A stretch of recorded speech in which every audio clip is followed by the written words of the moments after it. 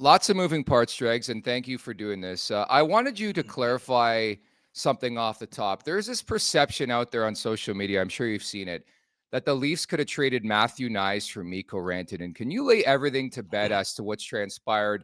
My other thing is, I hate the take that about Mitch Marner. Like, why would he have waived his no trade clause? Can you just free up everything that happened around the deadline there with Knies too? Well, there was a lot going on. I don't believe that Matthew Knies was ever seriously involved in trade conversations. I think we can appreciate if you're having a Mikko Rantanen conversation with the Carolina Hurricanes, why they would identify Matthew Knies as a piece of a puzzle that maybe comes together if you can get a deal done.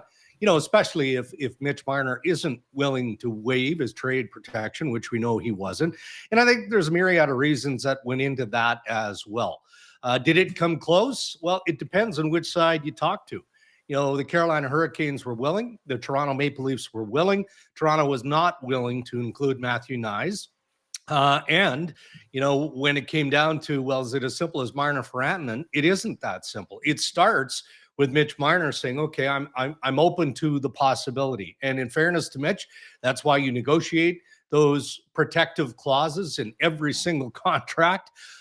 He just couldn't get there. He couldn't get to that place at the trade deadline. But I don't, aside from an ask, perhaps, I don't think that Matthew Knies was really ever seriously involved.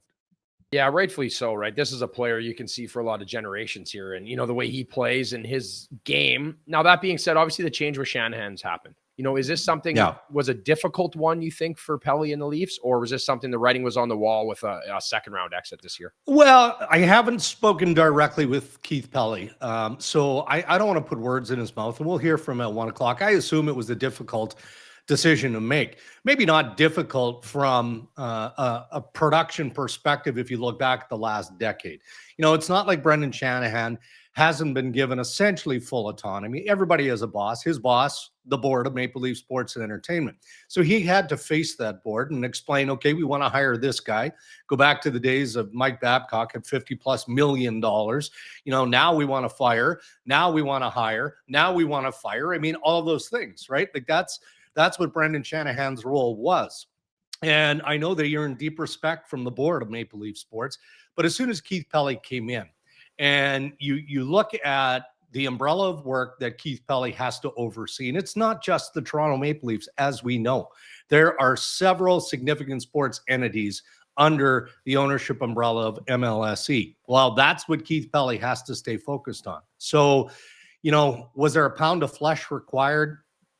Maybe. I don't think that it even got to that point. I feel like if you look again at the bigger picture of the sports empire, Maple Leaf Sports and Entertainment, you can see the changes that they are looking at and they are executing at that level of executive office. If I'm Masai, am I wondering what's coming down the path? Probably. So I do want to say it was a difficult decision to reach because of everything that Brendan Shanahan was, both as a player and as an executive with the Toronto Maple Leafs. But at the end of the day, it's also a results-driven business. You're not going to fire Brad Treliving. He's too new as general manager. You're not going to gas Craig Berube. Why would you? The team, you know, played well, you know, until you got to game 5 of round 2 of the Stanley Cup playoffs. So it wasn't easy, but it felt like with the expiring contract, it was something that, again, the board and the brass, Maple Leaf Sports and Entertainment felt they had to do. And Drex, to your point, I think just humanizing it, anytime you get a new boss, they're prone to bring in their own people. You're always looking over your shoulder. And that's exactly, I think, sort of, you know, how I looked at this situation as well. Right. Do you think it's the end of the president's role with this team for now? That's the way it feels. That's the way it feels. I'd be surprised if Keith Pelly announces at 1 o'clock that he's already in the process of identifying the next Brendan Shanahan, whomever that might be. And I think it's twofold. I think that, you know, Pelly has a healthy respect for what Brad Treliving can do as general manager, and maybe he takes on a bigger part of the role. So Treliving, as he would anyway, you know, manages, oversees everything in hockey operations. And then Keith Pelly oversees everything on the business side to keep the board of Maple Leaf Sports and Entertainment and Rogers happy, right? I mean, ultimately, I think that that's the way it's going to go. And maybe, even though resources are never going to be an issue for Maple Leaf sports, at the end of the day, doesn't matter what industry you're in. Our industry, the industry of making billions of dollars with this sports empire, I get that. Do you really need a $5 million guy in that office? I probably not. Probably not. But I say that, and I do want to acknowledge the work that Shanny did, because, guys, I've been here a long time, and I remember the pre-Brendan Shanahan days in Toronto. And I don't want to paint this picture like, the guys who were president and GMs before him were terrible managers. They weren't. It was just chaos all the time. And there was stuff going on, and the alumni wasn't in tune, and this wasn't going on and all. Well, Shanahan, above all else, brought stability and a higher level of pride, especially among ex-Toronto Maple Leaf players. You look at the statues outside the building. I don't think they're there without Brendan Shanahan. So his legacy will be that of maybe not winning, obviously, on the ice, certainly not winning a Stanley Cup, but returning the organization to a high level of respectability for all those who have come before him. Dregs, I was sorry, Huts. I was laughing yesterday with Rosie about one of the last things that Brendan Shanahan did was reach out to Rosie to get him an alumni jacket. I'm like, not gonna lie, I chuckled a little bit at that too. I'm not gonna lie.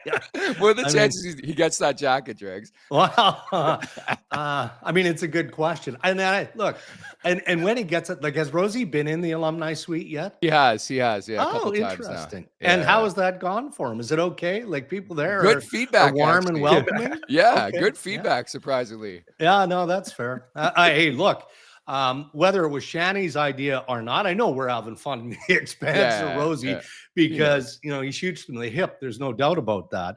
And says some things that the current player and maybe some ex-players don't always love or appreciate. But if that wasn't Shanny's idea, it was somebody close to him. And again, it's not about muzzling Jay Rosehill. It's about maybe inviting him into that world and showing him a side that maybe Rosie isn't quite in tune with. There's nothing wrong with that. What is it? What's the saying? You keep your friends close and your enemies closer. Yeah. Dregs, I gathered that too. Honestly, I was talking about that earlier, Dregs. I feel like at times, like, even we see Brad Marchand now, like in his interviews, he's so sincere and real. Yeah. And I feel like it's endearing to fans. And sometimes seeing behind the curtain is important. And I think that's, what's gone on here. But with Shanny, all that he's built, all that he's done, that being said, you think he goes to the Islanders, and helps that team become into the 21st century, a team that doesn't even brand their players, doesn't have that kind of rapport. And this is a team that won 4 Stanley Cups in a row. Yeah, and you're late to the dance here too, right? It's because you're coming into a process. And look, I'll be very honest, in checking into this earlier this morning, I'm not saying it isn't going to happen. It was described to me by someone close as a long shot. And I don't know why that is. It might be that Brendan Shanahan wants to spend more time with his family. He wants to travel. He wants to do all the things that really he hasn't been able to do for the better part of a decade. And before that, he was working with the league. And, then you go back to playing days and whatnot. So he's had a lot going on professionally for a long period of time. So if it doesn't work out with the Islanders, maybe it's purely a timing issue. But I am told that Shanahan most definitely wants to work again. But again, if we're focusing in on the Islanders, I can also understand why John Collins and the New York Islanders would want to try and convince Shanny to come into that mix. All along, Collins has made it be known that they want to build hockey operations around experience. Okay, well, if you're hiring Marc Bergevin and he's a solid candidate, he's happy to stay in Los Angeles, but he has legit NHL general manager experience. Matthew Darch is another guy who's, right there. Strong possibility. Doesn't have final decision GM chops, but he's been involved in management for a long, long time. But is either one of those guys the right fit for Brendan Shanahan, which takes me back to maybe the timing isn't right. So we'll have to see how it plays out. But I watch Shanahan, particularly at board meetings at the NHL level, in Florida.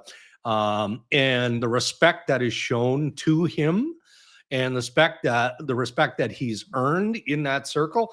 And guys, we're not talking about fellow presidents here. We're talking about owners, billionaires who gravitate to Brendan Shanahan. So if it's not the New York Islanders in the near future, then it'll be something else. He'll work when he wants to work. Never know. Maybe he pops up on the TSN desk for all you know, right? He's not taking that kind of a pay cut, trust me. Good point. Good point. Mitch Marner, let's get to that conversation. Has he played his last game as a Maple Leaf? If so, who do you expect to be sniffing around on July 1 here? Yeah, it feels to me like he has, right? For a lot of different reasons. You know, we talk about change, and I think we've all speculated on what that might look like for the Maple Leafs. I think we've all embraced the reality that change is needed. You know, they've got to do something to shake up the core of that team. Well, that, you know, Carter, you can talk to this too. I mean, that happens from a player's standpoint. You know, you don't have to be tapped on the shoulder and say, hey, by the way, you know, we'd like you to waive your no trade because we feel like we need a change.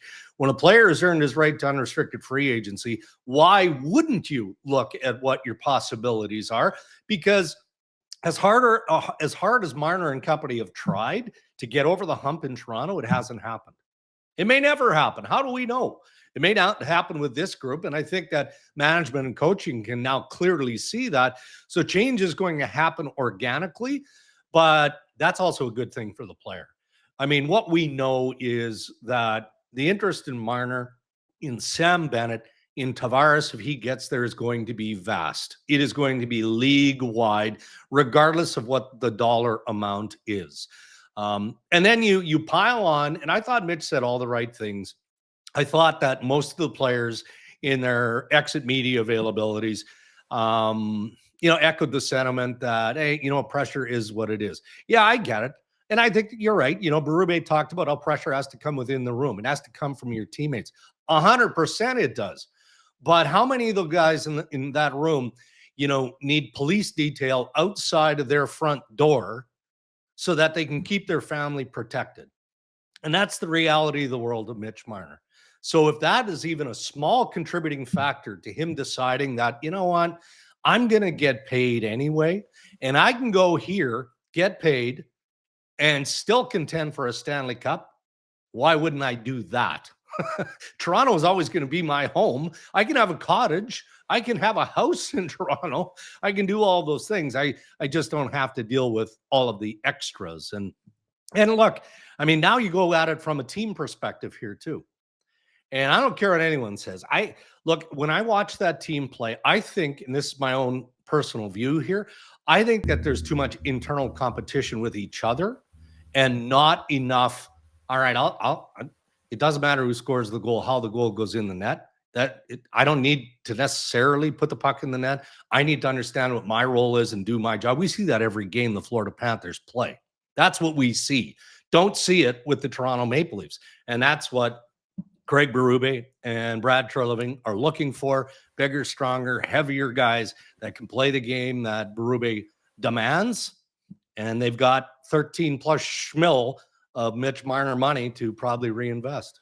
Yeah, and I'm with you there too. I feel like even now, you look at a guy, he's become a family man now. He has a kid. There's a different thing that comes over you, right? Being a younger guy in Toronto. I remember being a young guy in Nashville where it was a ton of fun because we were out, we were partying, we were doing everything. And then as I went to free agency, I earned that right, because one thing you learn as a player is if they get a chance to screw you when you're not playing well, they're going to, right? So you got to make your money when you can. Mm-hmm. But that being said, do you think, like, watching this playoffs now and guys, the way that it's played, like there's evidence now that like Mitch Marner or this team needs to be structured a little bit differently for Treliving, because he's brought in a lot of good players that have had an impact. You think now like it's another, learning season here for the Leafs? I do. And I think that is the focus and the goal of management and the coaching staff is to find those players.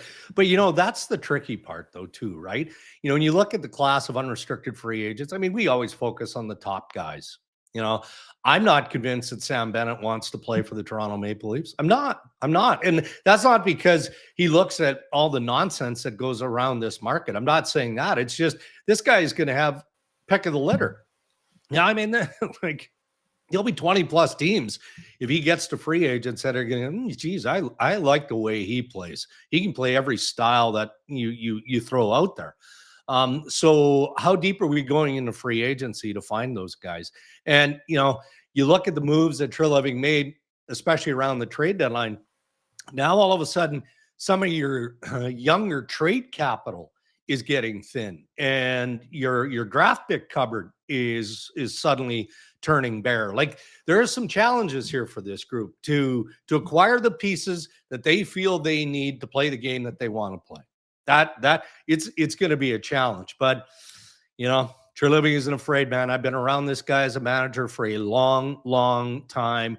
Every trade rumor you guys have talked about or we've speculated on, he's a part of. That's the way he does his business. He feels like he's not doing his job unless he's involved in every single conversation. So let's see how that bears fruit. But it's, to acquire the pieces that Craig Berube wants and needs, I'm just not sure how Toronto does it. They'll have some money to spend if certain guys leave, but, it's going to be a challenge. I can't believe I'm asking you this question, but Austin Matthews, is there any conversation to be had? Like, let's say somebody calls about him, would the Leafs pick up that call? And I would love your sort of opinion on how he handled everything at the end of the year, not disclosing much. Yeah, he didn't disclose much. You're right. And I get that. And I've always supported that. I've never been a big fan of speculating or guessing on what we think is physically or mentally going on with a player. I just don't think it's right. I don't think it's right. I mean, there are certain things you can see when a guy's knee buckles the wrong way. Okay, well, he sustained the knee injury. I mean, thanks. We can see that.